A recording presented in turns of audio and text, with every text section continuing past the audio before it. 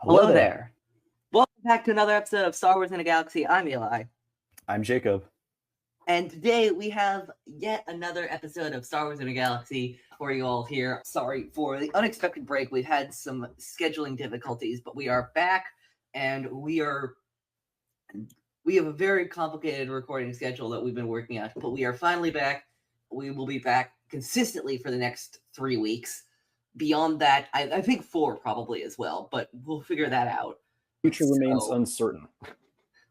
It actually is probably certain. I just forget because of complicated stuff. But either way, this is episode 167 of Star Wars in a Galaxy, season 20, episode 11.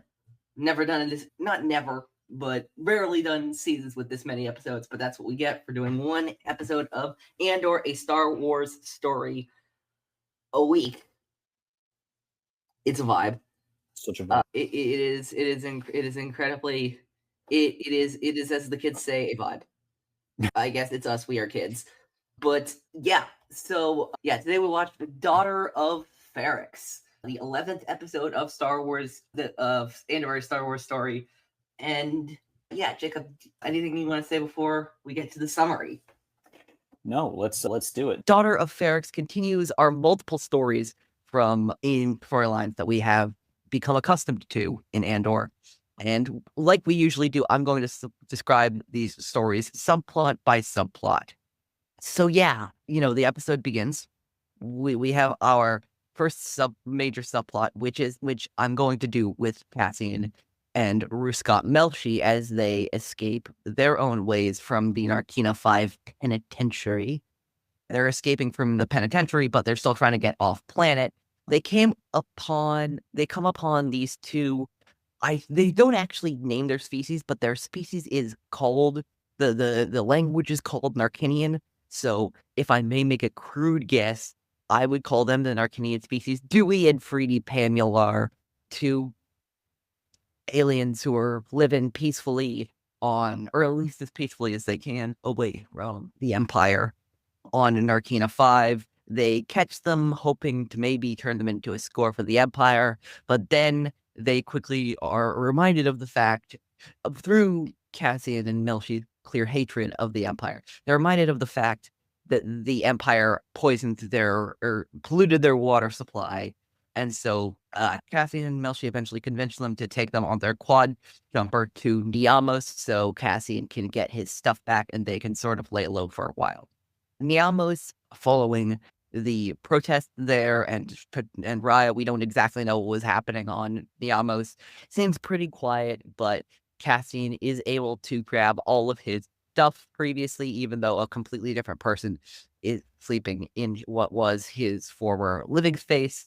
He's able to quietly grab his former stuff and ends up splitting up with Ruescott Melshi, giving him the manifesto that was recorded by Nemec on Aldani, trying to call back home on Ferrix to learn, of course, that his mother has passed away. Meanwhile, our B-plot on Ferrix. Maarva Andor has passed away due to possibly depriving herself of some life-giving necessities, but probably also just of old age. We don't really know what happened with Maarva, but she did pass away. B2 Emo is having a hard time, and Jezzy and Brasso and other members of the community help B2 Emo and the other members of the former community organization that Maarva was part of, the Daughters of Ferrix, plan her funeral. Dead from Miro and the local Imperial garrison on Ferrix decide to be surprisingly lenient, at least compared to what they usually are, with the Ferrixians playing the local traditional Ferrix funeral, where the ashes of the deceased are burned into a brick which gets stuck in a wall, carrying a lot of remains of deceased community members as a sort of remembrance for them. But the lenience of the Imperials is entirely a ruse to lure Cassian Andor back, and because they think he might be going back for his mother's funeral, unaware of what he has gone through in the last 10 episodes. They suspect he's coming back and want to lure him and try to central locate against Dedra Miro's theoretical Axis figure. Meanwhile, elsewhere on Ferrix, Bix Kaleen is questioned further after horrible, barbaric torture by the Empire about Axis, who the Imperials suspect she has had contact with. One of the figures that they question her about is indeed rebel leader Anto Krieger, who the Empire knows now to be planning a raid on Imperial station on Spellhaus due to capturing one of his lieutenants. And going to our C plot, on Velsartha, still on Coruscant, visit Luthen Rail's antiquity shop and only finds Clea, who says that Luthen is not there. They have a very tense conversation before Vel reveals to Clea that Cassian Andor's mother has died on Ferrix, and they believe, much like the ISB unknowingly, that Andor may try to return to Ferrix to attend his mother's funeral. This all is information she got from her girlfriend, Cinta, who is currently still scouting out on Ferrix.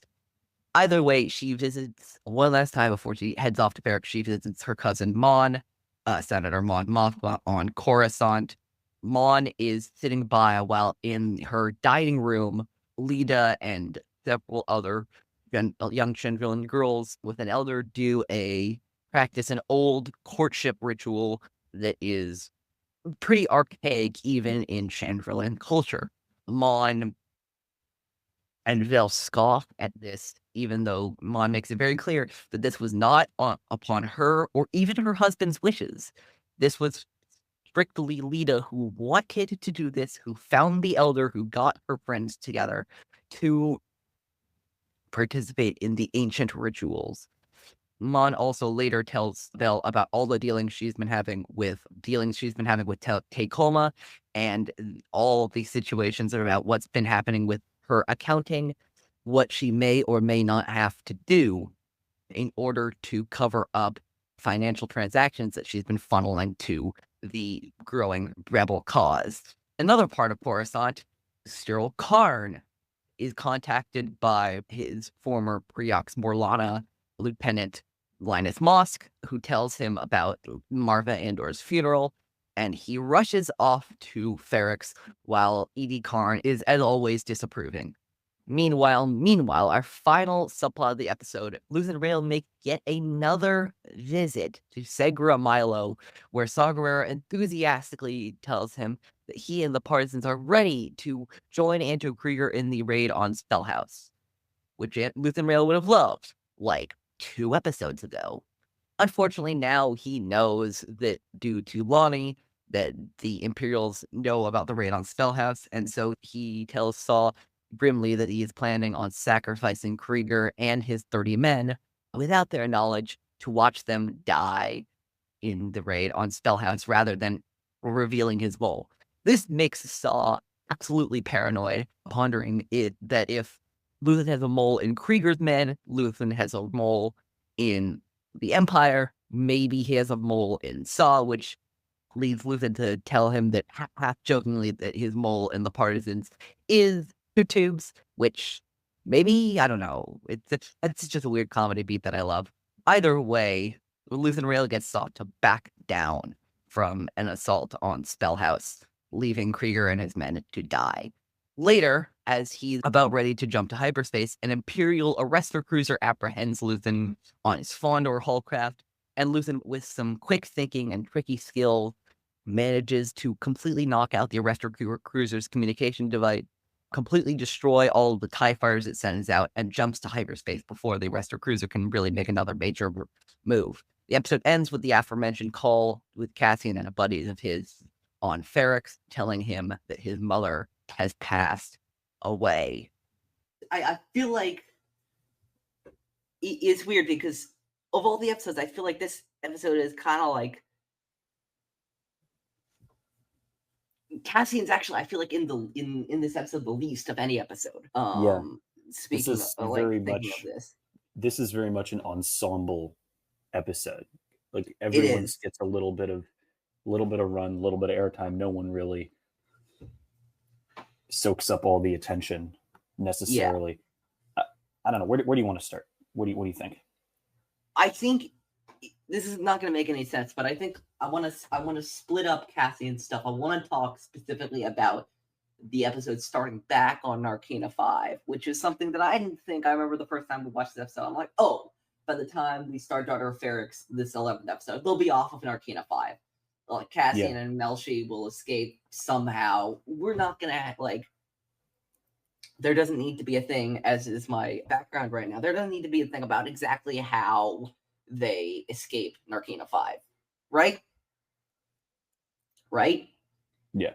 And then there is. And then there is.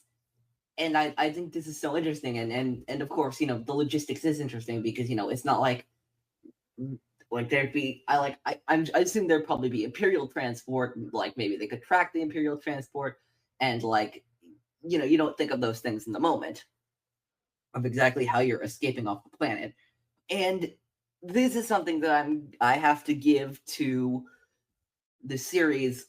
I remember seeing this and being pleasantly surprised about this, which is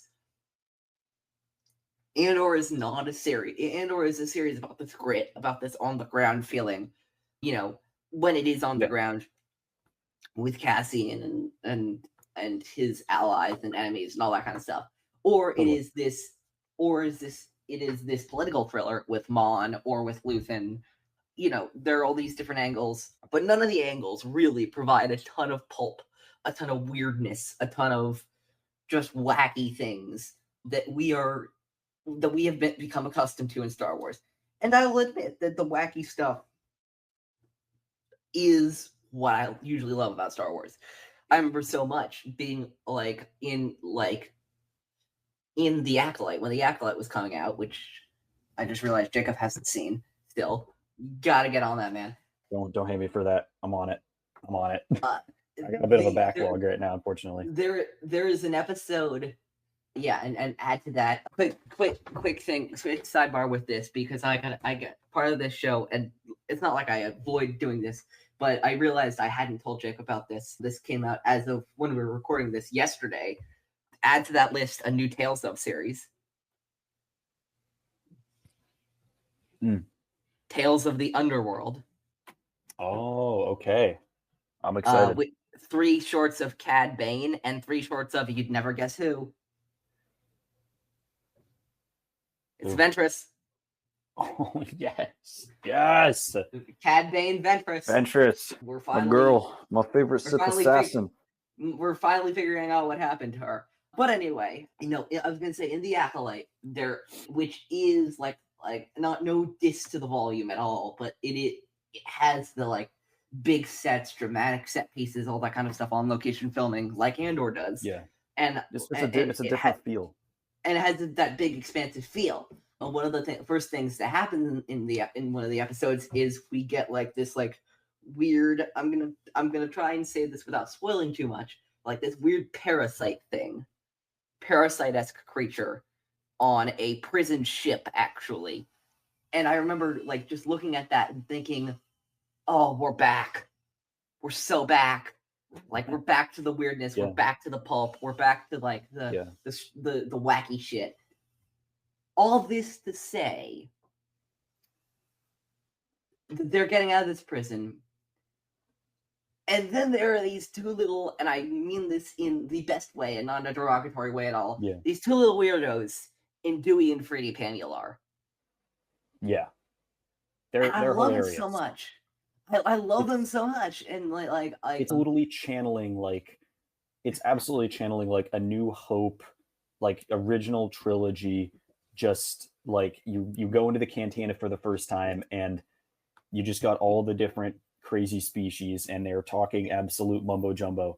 It really is. It feels like it's channeling pure 70s George Lucas, just kind of to make another comparison that Jacob won't understand quite yet. They would belong right with Cathalop and the Munes and all those people on Lanupa in Skeleton Crew. Love this stuff and love the Ken Knapsack from Force Center loves to quote them with the whole "Scob the Empire" sort of thing, which is their own weird little way of saying, yeah, no, fuck this and fuck fascism.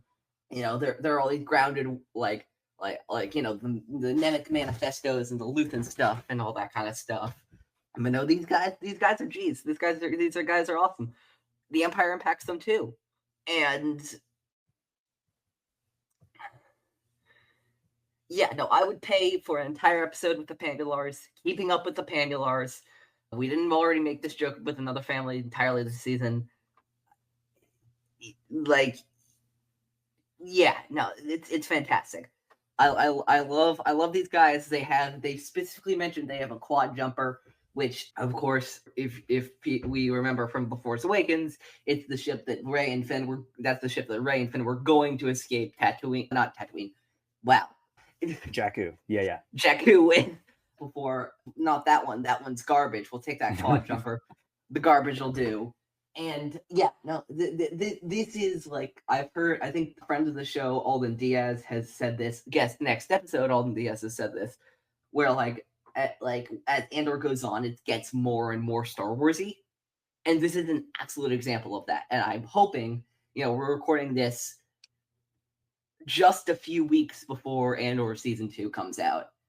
I think by the time we get to our retrospective episode, I think Andor season 2 will be out in the next few. I think we will finish. I think the way it's posted, I think we'll finish Andor. Finish Andor season 1 literally days before season 2 comes out. My God, you have no idea how hyped I am. Yeah, I'm excited too. And I just got a text. Is somebody else running for another office? I think. Yeah, that makes sense. Anyway, so I got a text. Somebody, Democrats running for Senate in New Hampshire. Dear Lord, everybody's announcing these days. Anyway, yeah. Yeah. Getting a little SMS. Yeah. Yeah. Either way, yeah. No, I love Dewey and Freedi. That's the beginning, middle, and end of this. And I love Dewey and Freedi. I like that they introduce. It's absolutely delightful. I agree, and I don't remember them spending this much time. Like, there's a proper scene here, which I didn't really remember, to be honest, from the first time. But I like the fact that the show introduces an environmental aspect, or at least a nod to sort of the Empire's destruction. Yeah, it reminds me of that episode of Visions. Remember in the Stars where they destroy all the water on that planet and stuff like that. Like, it's the the Empire has no regard for any environmental concerns of any of the ecosystems they're disrupting. In the real world, and also in real world, imperialism, colonialism, neocolonialism, call what you want to, and the environmental destruction is both a byproduct of not caring about people or planets, or other organisms, because of the evils of capitalism and because sometimes shit just fucking sucks and shit is evil, but it's also, it intentionally or not, it becomes a tool of destabilization that further reinforces, oppression, where you get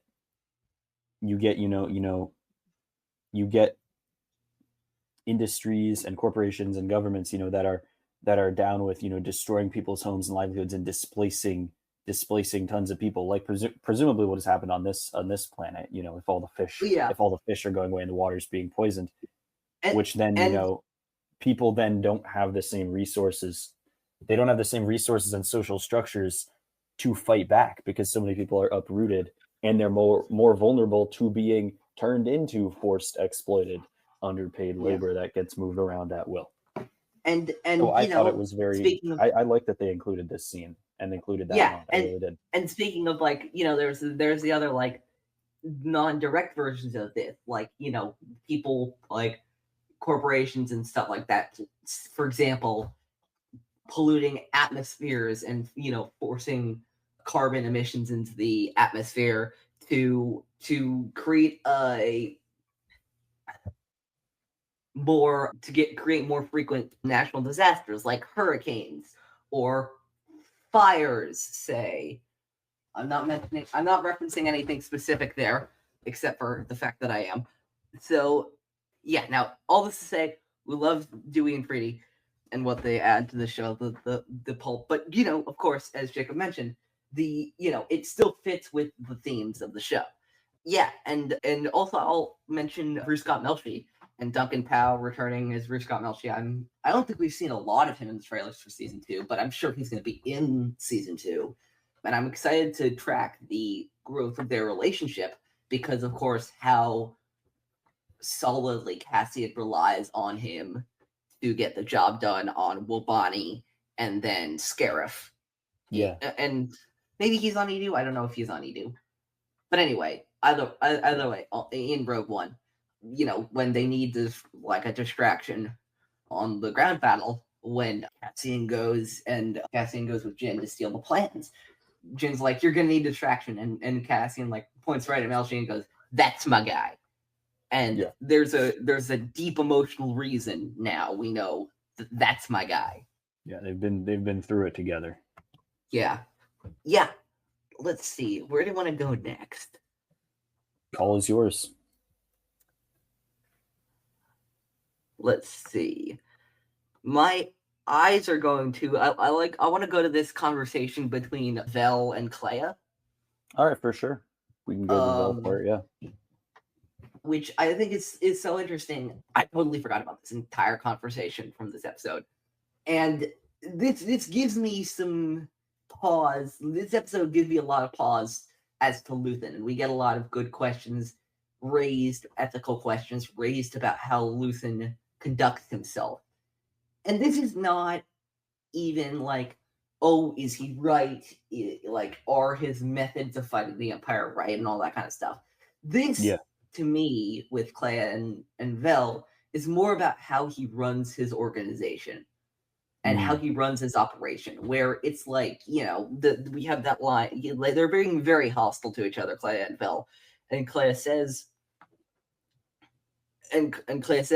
I have a constant blur of plates spinning and knives on the floor and needy, panicked faces at the window, of which you are but one of many.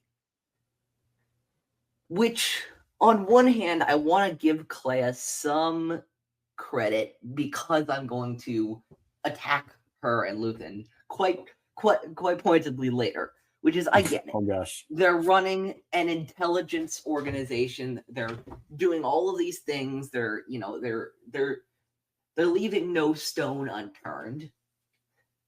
I understand why secrecy is the name of the game in their operation. I do. And if this was a lower level person, if this was somebody like Lonnie, I understand why they'd have to keep that veil of secrecy. And tell them. Yeah, I mean, they are dealing with, I can only assume, unbelievably dangerous and restrictive circumstances to the point where I don't really question. I don't really question it when they're like, we have to let this entire attack, this entire attack get burned. That being said, Vel Sartha is so important to their operation.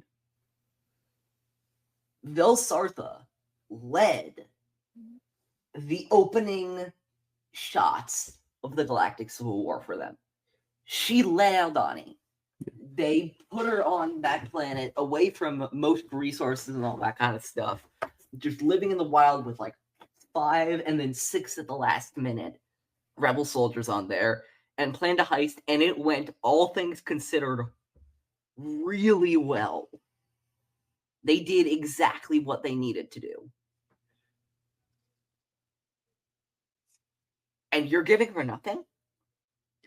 I'm going to defend Clea, and I'm going to defend the organization here. I disagree. I think that yes, it is brutal for her, and that is the point, is that she is a thankless job. Doing this is a thankless job. Like Luthen says, your ego is never going to be put in the spotlight. You're never going to get the sun shined on you for the things that you've done. You might die before you get to see any of this come to fruition.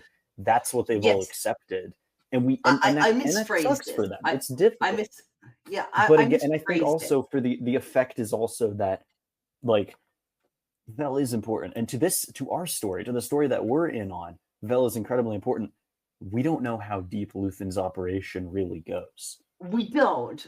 And this just shows that no matter how important you are, no matter what you've done, like you have to like respect the protocol and the safety measures that are in place, which is what Clay is kind of admonishing her for breaking, and I think that sort of shows where Vel in particular in these past few episodes is running into difficulty with her, emotional life and her emotional being, with Cinta, with Mon Mothma, with everything, clashing, and I don't know who's, I don't want to like, there's not a blame game. I don't think any character is supposed to be like wrong or bad for doing this, but I think that everyone's sort of doing what they're supposed to be doing. It's just like the show is constantly showing us the hardest fucking thing any of these people have done in their lives. That's the long and short of it to me. Yeah, I'm admittedly I wrote these notes that I'm going off of quite a while ago. So here's what I'm saying. I'm not saying they had to tell her everything. I'm not even saying they had to tell her anything, actually, really. Which is this. But it's this. Needy, panicked faces at the window, of which you're one but many. Okay, how many of the many robbed an entire Imperial garrison of 80 million credits, or however many millions of credits it is? I'm not saying you have to reveal anything to her. Honestly, don't. But making it sound like, oh, you're just one player in the game of many. Yes, she is. I understand that. But she has proven herself, and she's given up so much for this organization. The least they can do is show her that they care. The least they can do is show her that she's not doing like that it's not just okay, like this isn't just a job. What Luthen is doing, and I understand why he's doing this. What Luthen's doing is he wants to play Palpatine's game against him. He wants to run this organization full of pawns and betrayal and secrecy and all that kind of stuff. He wants to become the monster. He wants to become the monster, and he references this very directly in his speech in 10. What he forgets sometimes is that structure is an inherently flawed structure, because if you run that structure, and again, maybe it's necessary. I'm just saying, maybe you don't have to run the structure exactly like Palpatine runs it. Which is to say, yeah, these are pawns you're doing. But remember, these are still people. And people have feelings. And I'm not saying that from a moralistic standpoint. I'm saying that actually from a practical standpoint and a pragmatic standpoint more than anything else, which is that if people feel like you aren't doing enough for them, who's to say what they will or won't do? You have a point, but I understand where you're coming from emotionally, but I still ultimately think that like this is no one's character flaw. This is no one's oversight. It's safer and more effective. And that's sort of what's cruel about it for the people that are involved, is that in this stage on Coruscant with the scrutiny that they're under, I do think that it's safer and more effective for every character involved, like the more at arm's length they are with each other. And this changes, the more open the rebellion becomes, the more this changes, and we see more stories like the Ghost Crew, for instance, who can afford to sort of, I think Luthen would say some one-liner about how that's a luxury, only the children of the future can afford or something. But yeah, no, I agree with you in that, like, it's hard. And Vel is like, Vel really kind of in it, like despite the fact that I think it's not wrong, she does get shafted as of like, yeah, like she's been through it. She's put herself on the line more than almost anyone. Yeah, no, And she has sort of, and I'm and not it's like saying you get a handshake and a hot cup of coffee. You say, well, as you were, back to work, and that's sort of and I'm not saying these are easy that's the questions. difficult thing about it, The But that's what the show illustrates. design of That's this so good. show, yeah, the design of this show is not to be easy questions, and no, but yeah, but I think, and I'm hoping to learn more about Luthen and Clea, if not in season 2, which I think we will learn a lot about them, but also in expanded material, because part of their standoffishness is not just to the characters, but it's the audience, which is we don't really know all of what they're doing. Like, of course, we know a lot of the emotional reasons why Luthen is doing what he's doing, as evidence in the speech from 10. But we don't know a lot. But we don't, of course, know about the. But I'd love to know more about like the lore reasons, like what are the events that specifically prompted him to do this. And with the emotional stuff and the lore stuff, we have no idea about Clea. We have no clue. So, I guess what it is the Imperial Authority throughout the season, of course, is their MO, is basically like, yeah, fuck off, we don't care. Yeah. And to see the Rebel Authority not acting much better is a hard pill to swallow. And of course they have their reasons for that, but that doesn't necessarily make it any easier. It's hard. That's what this show keeps hammering home, is how difficult this really is, Yeah. And but fantastic stuff. Yeah. Actually, let's stick with Coruscant. Why not? Vel then goes to visit Mon, where Leida is participating in the old traditions. The old ways hold us safe in the knot, in the binding. The old ways teach us, bound against the wind, tied to shore, tethered in permanence. I feel like they made this all I wrote in my notes, and I'm sorry, I'll let you say what you're gonna say after. No. I just said, look at Mon. Look at Mon sipping her wine, completely fed up with this bullshit, because it is complete another bullshit. Yeah, I think so. This whole scene is so funny to me, like the knot that holds us, the binding. Do you hear yourself right now? Like, do you hear yourself right now? Like, like. It really does like straddle the line of like. I love the way they just straddle the line with this of like religious, sure, culty, yeah, probably a little culty as well, to be honest. But I think I love the fact that you're also like, it's stronger here than it is at home. Like, yeah, that's often how these things are. There's sort of like an element of constructed history to a lot of sort of like the religious, like evangelical, type of like evangelical or like neo sort of ultra conservative movements in religion, which I find hilarious that they included that as well. Being like, people aren't even doing this on like Chandrilan, really. Like, this is like a Coruscant thing, and people are like, we're gonna be like the Chandrilans again, and then the Chandrilans are like, dude, what is happening?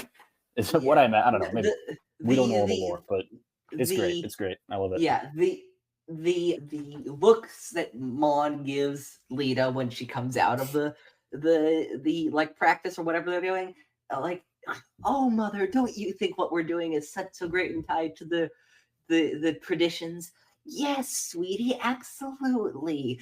And my true feelings are, I totally would not want a puddle of blood throughout this room because of the insanity of what you're fucking doing. Yeah. Wait, did I say that out loud? Yeah. It's like, I can't wait. My favorite part of this entire scene, honestly, legitimately, is like Mon and Vel's looks, and then like, can you believe this shit? Can you believe this?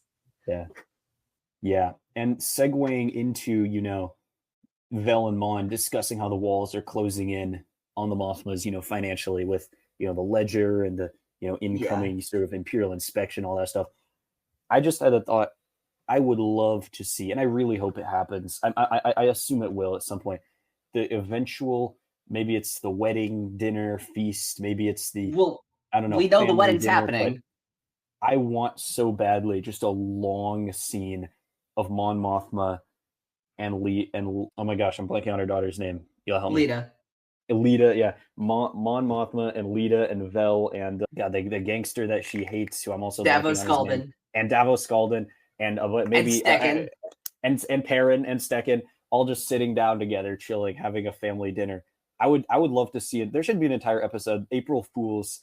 I guess oh man, it doesn't if it came out a little earlier, give an April Fool's episode that's like not just 45 minutes of uncut improv of that dinner table scene. I think that would be so hilarious. From the trailer, we've seen a scene, and I'm so looking forward to these scenes of Davos Skalden talking to a good Davos Skalden at the of Mon Mothma wandering in on a conversation between presumably her daughter's new father-in-law, Davos Skalden, at the wedding, talking with his good friend who is an Imperial weapons official. That friend? The Imperial Director of Advanced Weapons Research, Orson Krennic. Ooh. Krennic in the house.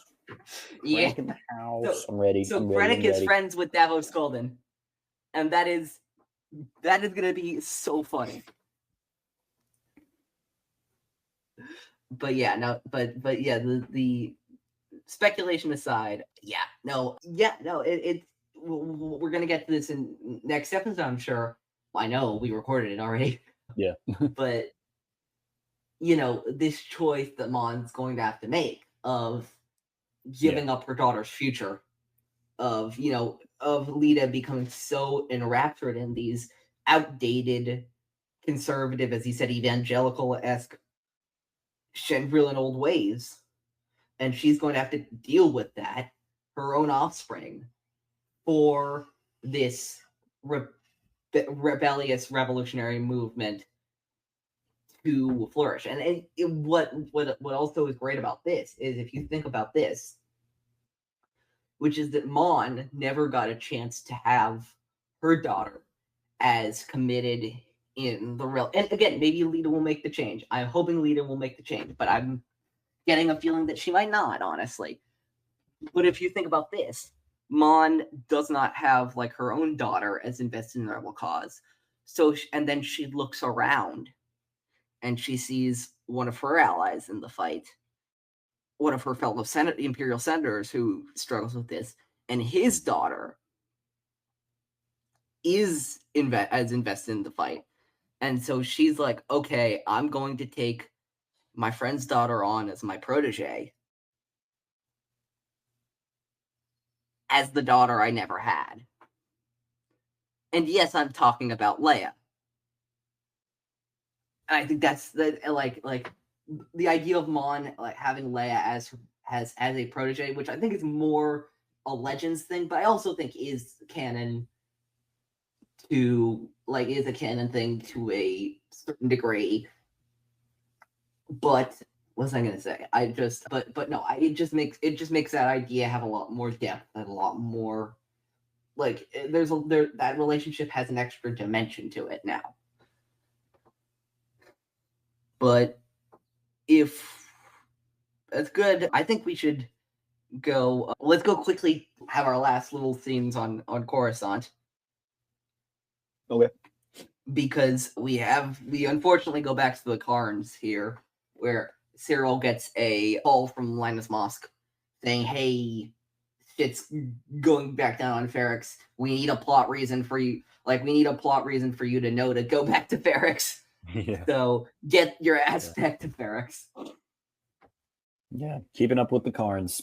I think his mom just doesn't even know what's must barely understand the implications of what's happening, but always ready with the snide remark. She's like, "Man, you're not doing shit.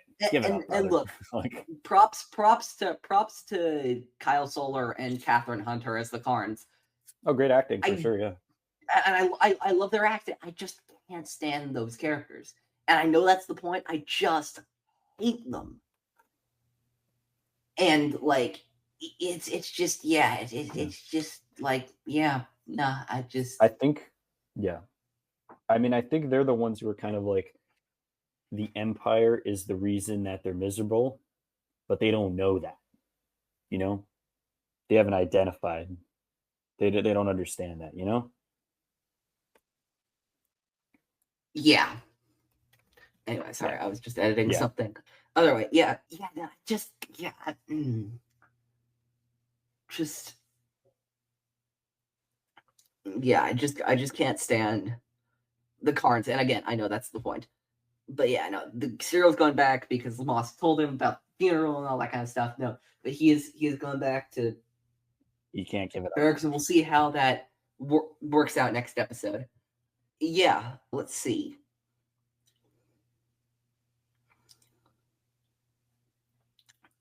Yeah, and then we go back to Ferrix briefly. Actually, a whole bunch throughout this episode. Actually, not briefly. We go back to Ferrix a whole bunch throughout this episode, where we first learn about the bricks and that tradition on Ferrix. The dead are bricked. They mix your ashes with mortar and local stone dust, put your name on it, and fire it up. You know, that motif builds up very powerfully in these last 2 episodes until we get Brasso with the brick at the end of 12, at the end of Rick's Road, ready to beat some fascists head in. And you know, it's a great motif, and I think it's done very well. And I've seen, I think I saw like a comment, a YouTube comment, or maybe like a BlueSky or Twitter post or something like that, like of like an epilogue for like somebody wrote like a headcanon epilogue for season 2 of Brasso and Bix, if they survive, making like a brick for Cassian after the Battle of Scarif, which would be heartbreaking, but would be a great epilogue to the show. Yeah. Do you have anything for? Obviously, we learn Maarva has died off screen. I mean, we have that great moment with B2 email. Sorry, I just saw something else in my notes. We have that great scene with B2 email where Brasso's packing up the whole home and he asks B2 email, hey, are you okay with me like leaving you here? And he goes, I don't want to be alone. I want Maarva, which is just so heartbreaking. It's sad, man. It's really sad. Like, it's just, this is sort of the emotional. Obviously, this is sort of the emotional heart of the episode, of these scenes on Ferrix, but we do really see pretty much everyone in this episode is sort of just sitting down and sitting with the shit that they have to deal with, and just taking stock of this episode. And I think for everyone, it's clearest on Ferrix, but this episode is sort of everyone, slowing down, and taking a breath, before the finale, an emotional breath. Nowhere is that clearer than on Ferrix. But yeah, I mean, I think, gosh, what else? Yeah, I wrote, I'm not crying. There's just something in my eye in my notes. Like, it is genuinely, I don't know if I could feel this way from like something that a robot is saying before in Star Wars, but yeah, that's B2 and that's Maarva.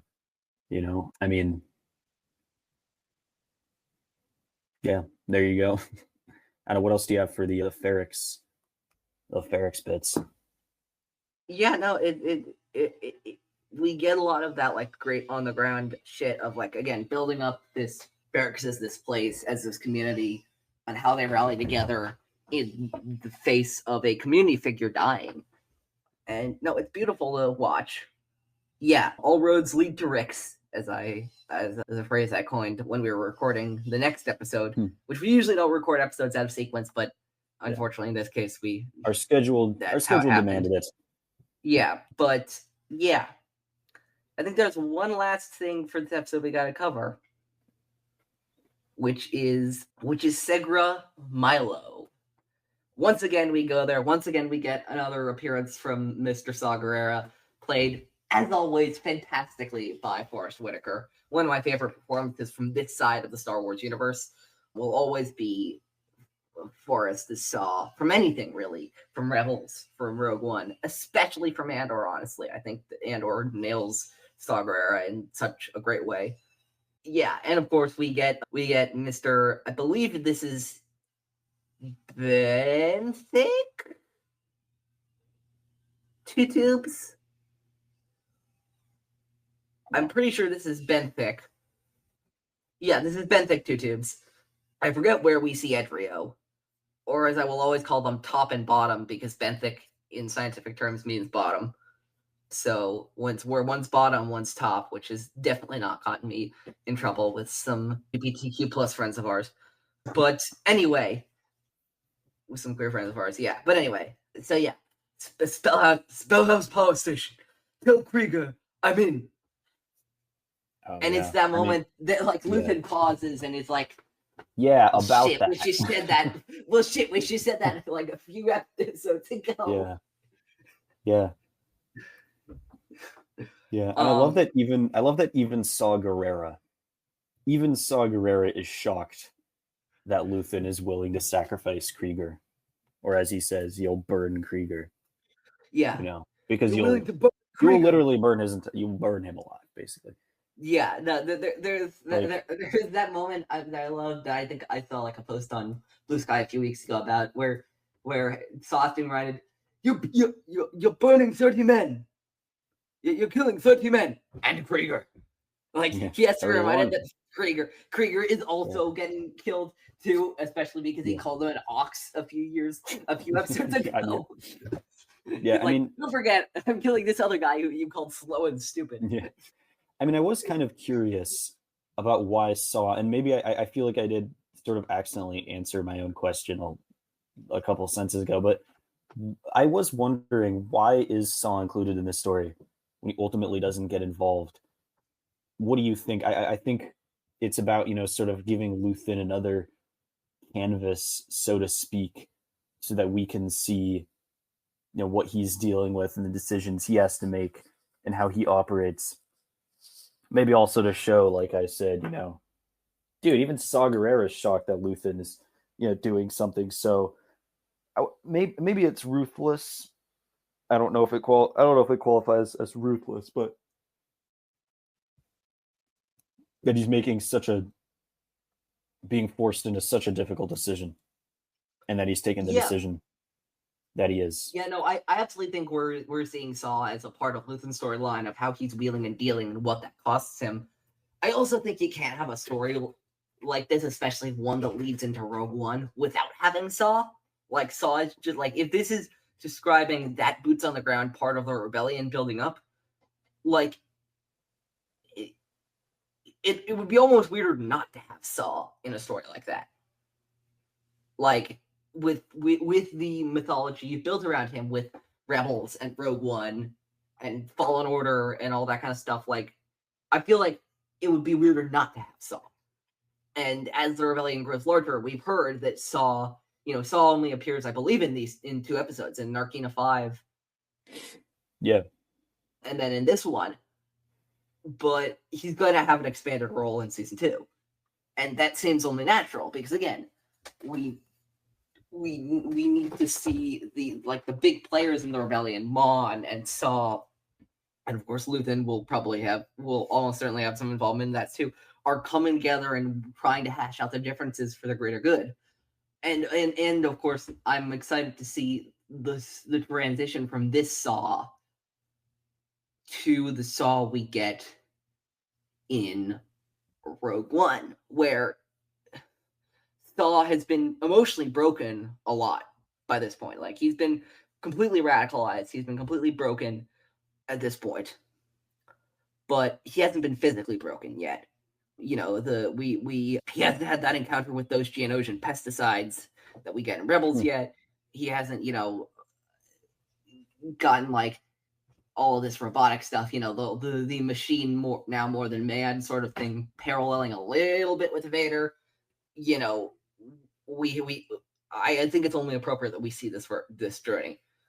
Yeah, but we get this dilemma of like, does Luthen reveal, like, does Luthen stop the death of all these men by telling them to pull out with Krieger, or does he risk losing his mole? And we see what Luthen decides. And, there's a lot of good arguments to be made for both sides of this. There really are. This is not an easy question. And yeah, it's I said in my notes and I stand by this, which is that I would count myself among those who isn't in agree with the majority of moves that Luthen Rail makes. But I understand why he's doing what he is. And like and then the following stuff, which I think is funny and also like very indicative, is a misstep that Luthen makes here, which is that Luthen forgets exactly how paranoid Saw is. Luthen forgets exactly what this Luthen still, a part of Luthen I think still thinks that Saw is a rational actor, which he isn't. He just isn't. And that's not me saying whether I agree with Saw or anything like that. It's just he's not so much, he's been in this for so long and he's had so many good things happen, then terrible things happen, then just atrocities on his watch, on the Empire's watch, all that kind of stuff. He's kind of lost it a little bit. Not a little bit. He's lost it in a lot of ways. Yeah. And arguably. So and so once, so once Saw figures out that Luthen just has a spy in Krieger's camp, then he's like, wait, so you have a spy in the Empire then? Oh, so you might have a spy here. Wait, oh no, have I been compromised? And then we have that who is it? Who is it? Tell me, who is it? And then there's that beat where then Luthen goes, it's Tubes. And we don't really know if it's Tubes, as I said in the summer. We don't even know if it's Tubes.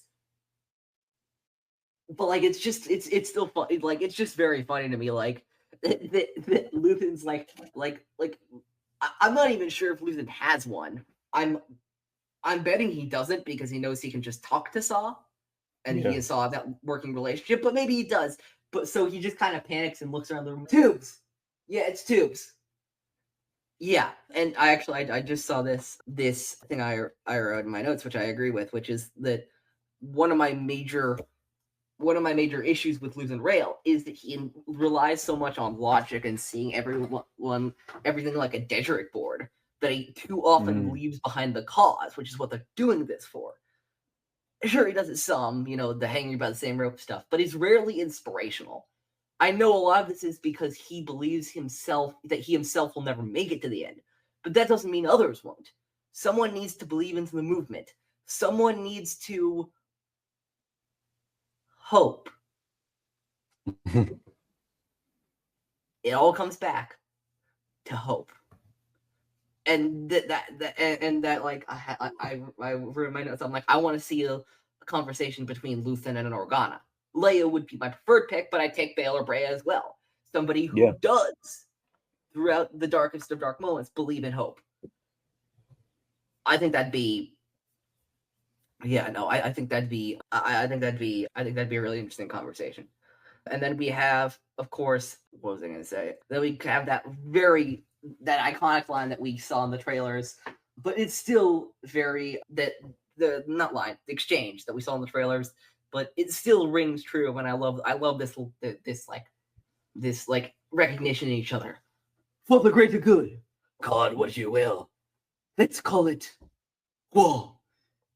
Such a memorable line. Love that. I love it. I love it. I love those. I love that exchange because it is those two realizing exactly, kind of with each other. Although I think both of them have had their suspicions that there's really only one way out of this, and that they're approaching it quicker than they realized. Yeah, that is the vibe for sure. Yeah. And then finally we have Luthen's chilling in his Fondor class Fondor Hullcraft outside of Sagamilo when an Imperial patrol happens to pick him up. Yeah. And then he just unleashes hell on them. Yeah, he's so nonchalant and relaxed that I was just well, guess my cover's been blown. Oopsie. Well, time to unleash the unbelievable, never before seen weaponry. on my and ship. just tactical genius. My ship like, has lightsabers, bro. Like what? Yeah, it's very much like I said in my notes. I'm like, is the sequence of the Fondor versus the Imperial light cruiser strict necessary for this episode? No, but it's cool as all shit, so it's great anyway. Fuck off if you disagree. Like, I don't care. It's awesome. And, I think those, like, wow moments, specifically, like, action-based moments, is something that this show does well, and I don't think it does enough. So, screw it. That ship, by the way, is a Cantwell class cruiser named after the late concept art Colin Cantwell, which is a nice nod. And then we end with the episode with Cassian and Melshi on Niamos, with Cassian getting the news. And we see his heart drop as Cassian realized that he really never got to say the final goodbye to his And it's especially heartbreaking mother. when the thing that really stuck out to me is when he said, "Tell her she'd be proud of me." When he's finally like, he's finally done something where he's like, this is really going to make her proud. I've, an undeniable act of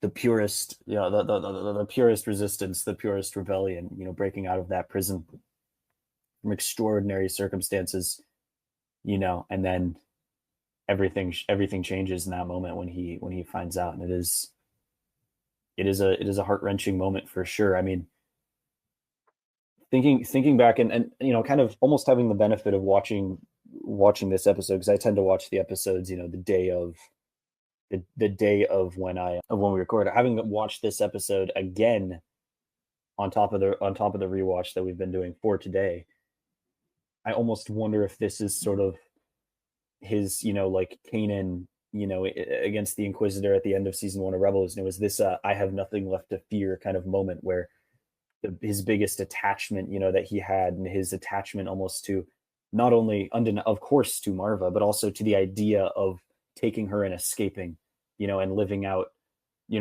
their days, in peace, as far away from the Empire as they can possibly get. When that dies with Maarva, he no longer has anything, holding him back from dedicating himself completely to the rebellion, or to, and I think that maybe that's part of this that I hadn't considered before, but he's sort of, after this moment, he's sort of untethered.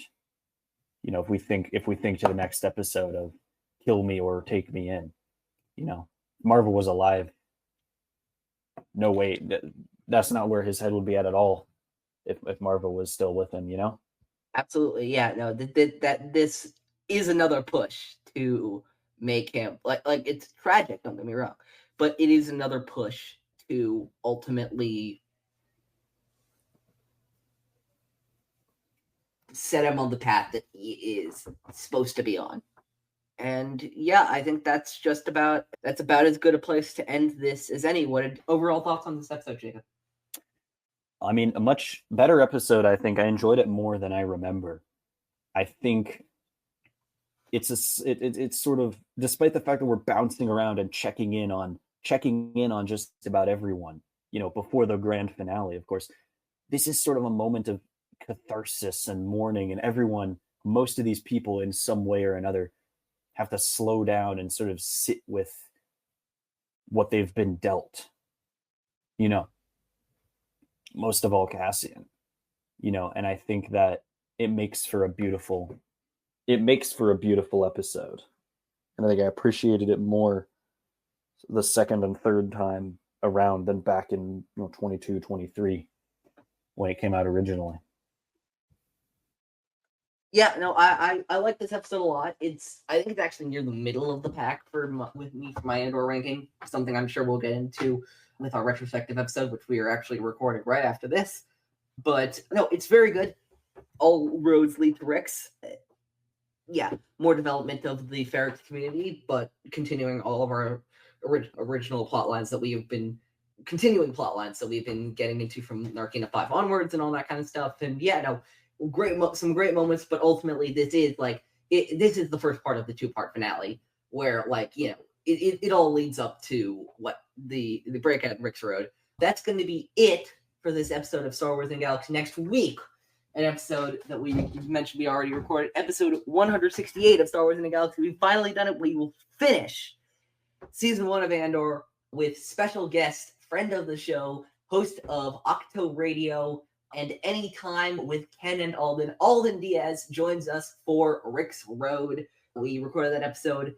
As of this recording, we recorded that episode just about a half a week ago. Great recording. We're looking forward to putting that out. And then after that, of course, will be our retrospective episode the next week.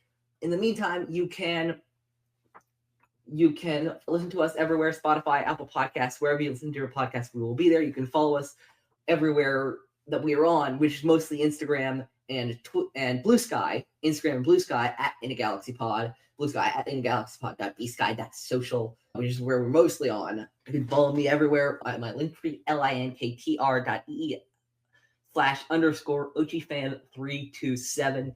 Epic Confrontations. We will be recording our next match, Jared the Dark Jedi versus Sky the Survival Holiday, this weekend, and it will be coming out probably in the week or two to come.